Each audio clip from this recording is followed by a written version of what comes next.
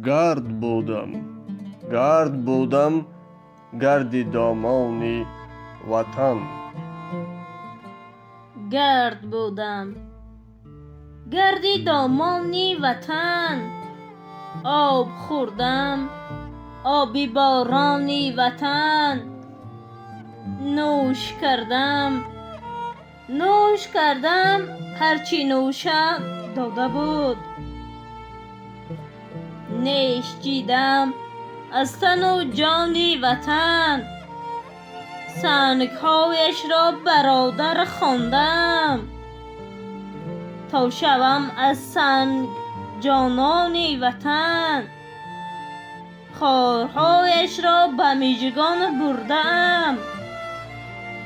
با خس و خاور کوهستانی وطن، چون سمرقند و بخارا زنده‌ام.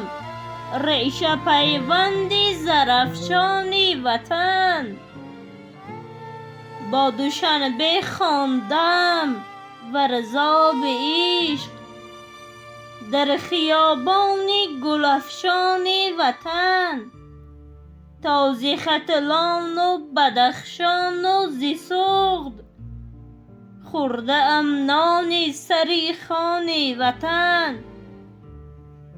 مرغ و ماهی را ستایش کرده ام.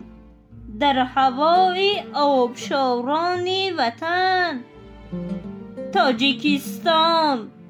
تاجیکستان شاد باش و دیر زی، گفتم از نام نیاگانی وطن. آذرخشا خاک خواهم شد اگر